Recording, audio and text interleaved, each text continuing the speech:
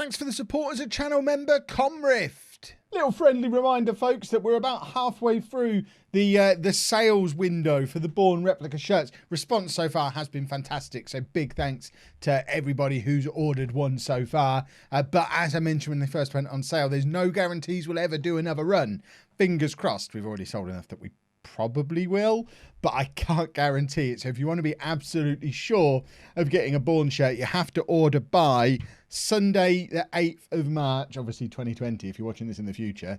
They ain't available anymore, but the link is down in the description. If you want one, that's where you get one from.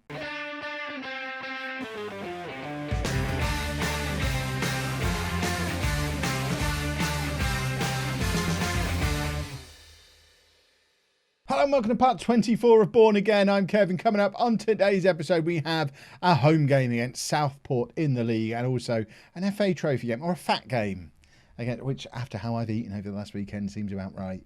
We're at home against Truro in the Fat Cup.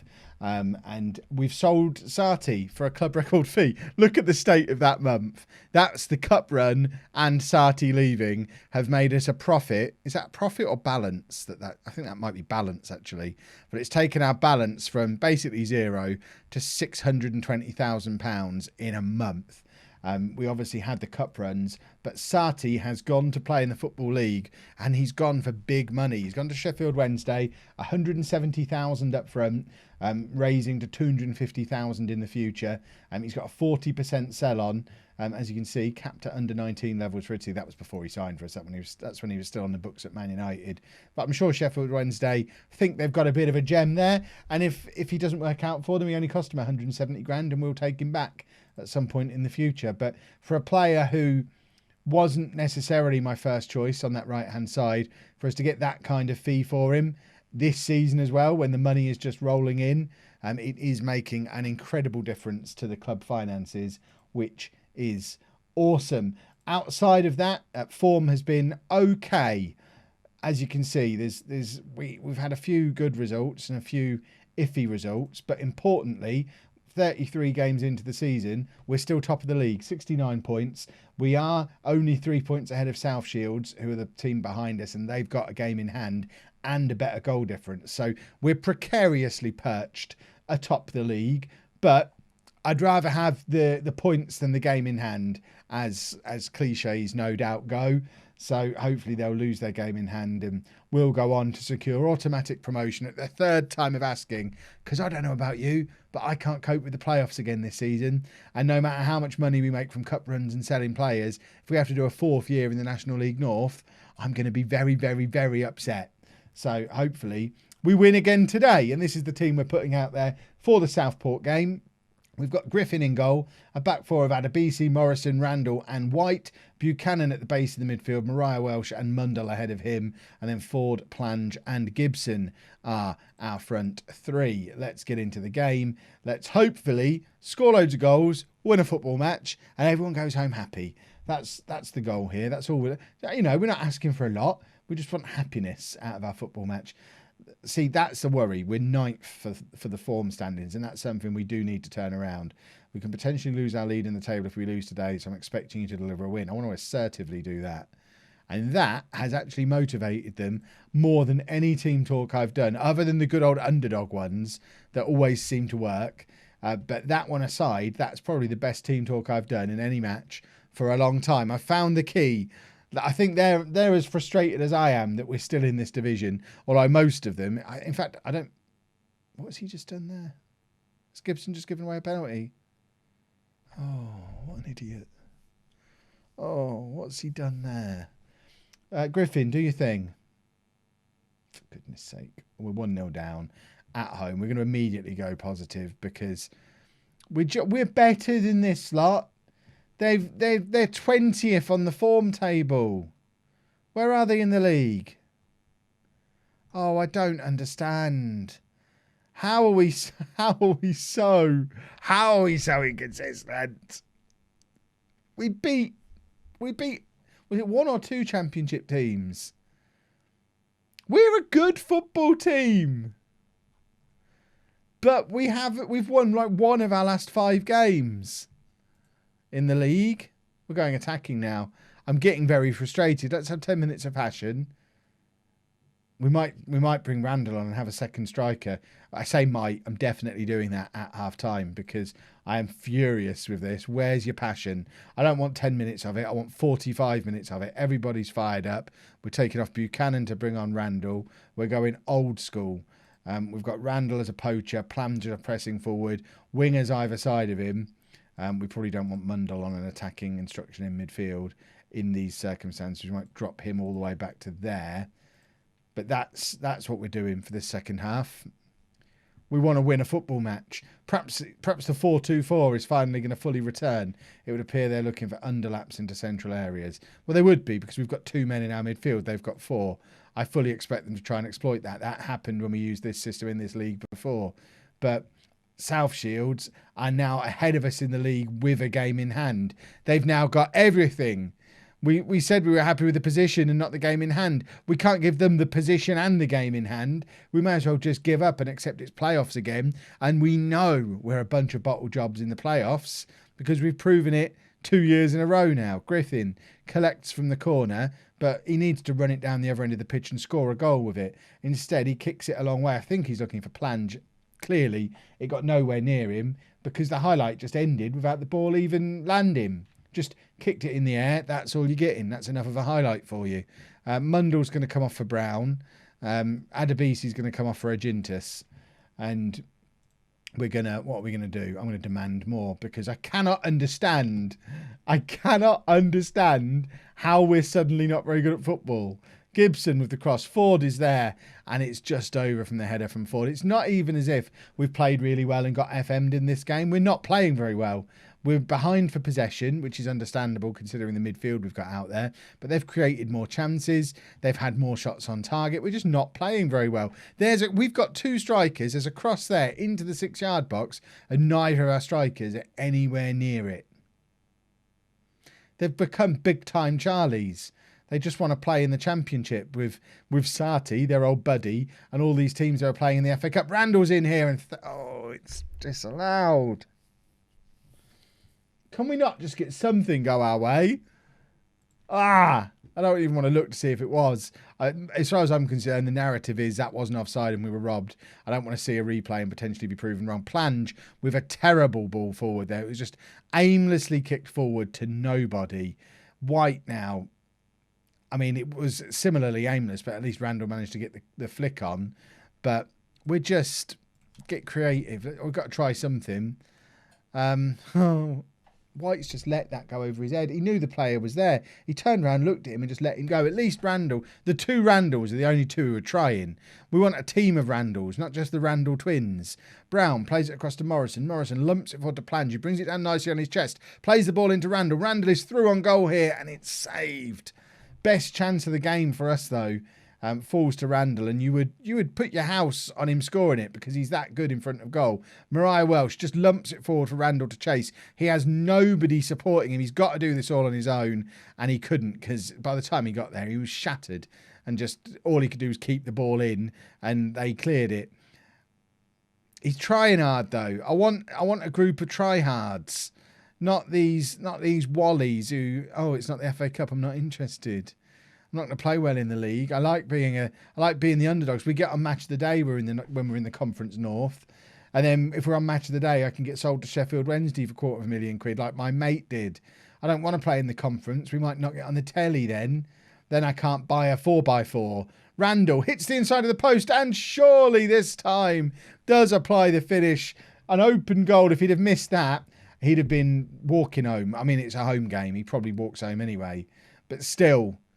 We'd have driven him out into the woods and made him walk home if he'd have missed that.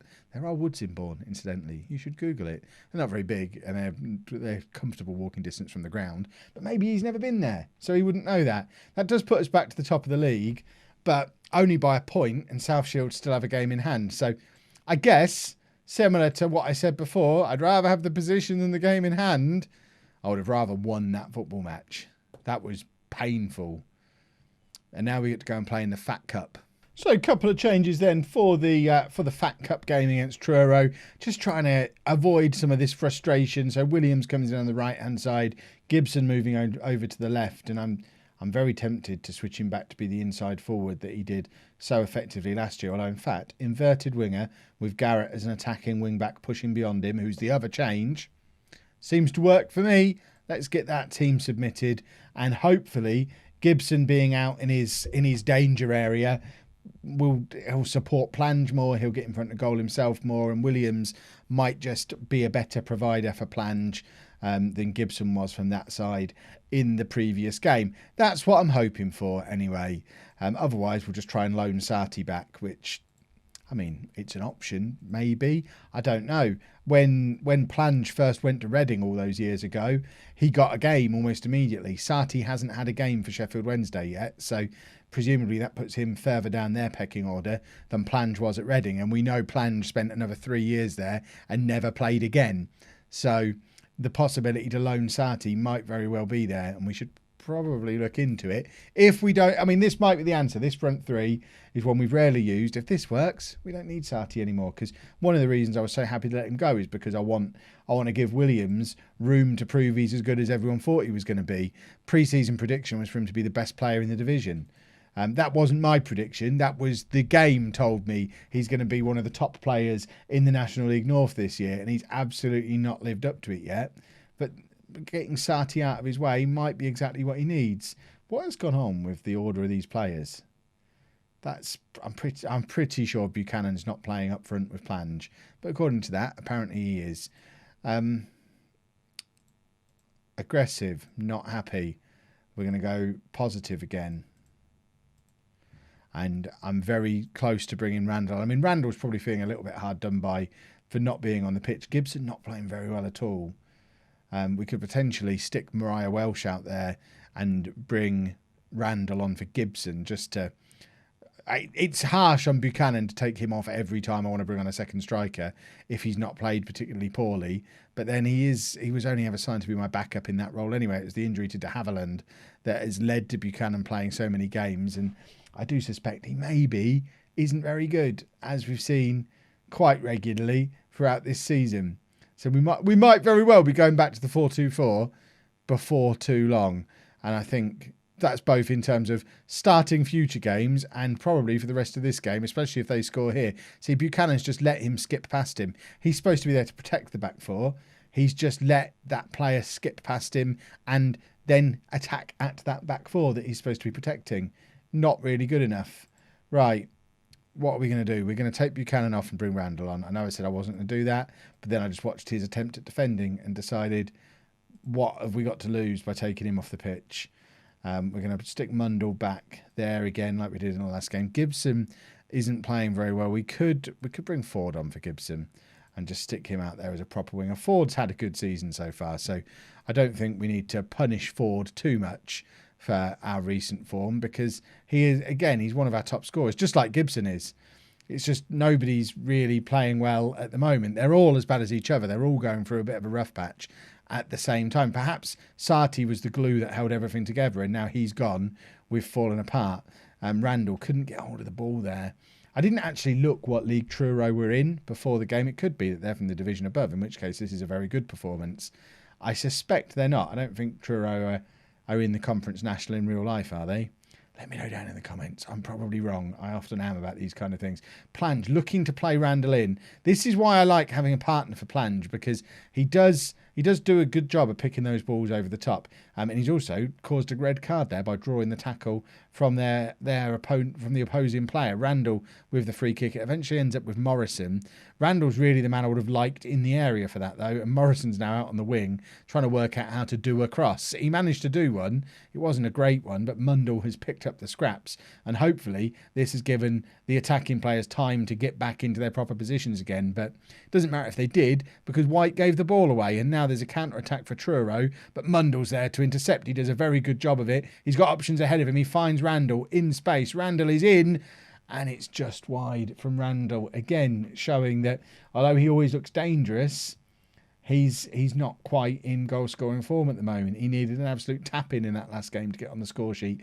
Randall with a cross to Plange, nods it down to Williams. That was a beautiful goal. Well worked. the three of the players who I've been talking about most in this match combined to score. It's a lovely cushioned header from Plange, and Williams is there to start to establish himself as our new first choice right wing. It's a lovely header from Plange. Very much enjoyed that. Right, we've got one more change that we can make. I know we've got 20 minutes left. I'm making my substitutions very early today. We're going to take Mariah Welsh off, and my instinct was to bring on Brown, but apparently Goodman's a better option. Who am I to argue with my assistant manager? Zach Brown has only been one of the best players in this division for the last couple of years, but, you know, Goodman's new. He's got good in his name. Perhaps that's what it's based on. Good in his name, therefore must be good. We probably need to go back to a more defensive mentality, actually. Here's me worrying about fiddling with the midfield, but by continuing to attack and not really having a midfield, we've given them the opportunity to just strike straight back at us. And when we're finding goals so hard to come by at the moment, letting them score that easily when we probably should have dropped back a little, I mean, that's just completely self-inflicted. Even though it's a good effort from range, yes, we're going to proceed with the tactical changes after the goal. Not only that, we're going to go properly attacking now. We're going to show some passion. 10 minutes of, please. And hopefully grab a late winner. Like I say, I don't know what division. Should we have a look what division Truro are in? We'll do that if we get to extra time. I hope it's extra time and not a replay. Replays are stupid. So this is our last gasp attempt to avoid one. Ford with the in-swinging free kick, and Morrison's there to get us a 93rd minute goal and hopefully save us from the stupidity of a replay. Replays are stupid. We don't like them. It's a lovely free kick from Ford. Absolutely perfect. Onto the head of Morrison. The 2 goals we've scored today have been very well worked. It would just be nice to see us do it a little bit more often. But I have to give them a pat on the head for a job well done. We're through to whatever the next round of the Fat Cup is. And now we get to find out what league Truro are in. Truro are in the National League South, and they're not very good. So we should have thumped them. So it wasn't a good win at all. Never mind, eh? Right, we will be back. I guess we'll just follow this cup run and hope that we can do some stuff in the league while we're at it. So we'll come back in the next episode for whoever we've got in the 5th round, plus rugby. And hopefully drag ourselves back into some good form and pull off what at this stage looks like an unlikely double. But we are still in the competition and we're still top of the league. So I guess it's not that unlikely. If you've enjoyed that, please make sure you leave a nice big thumbs up on there for me. Subscribe to the channel for daily Football Manager videos. And thank you very much for watching.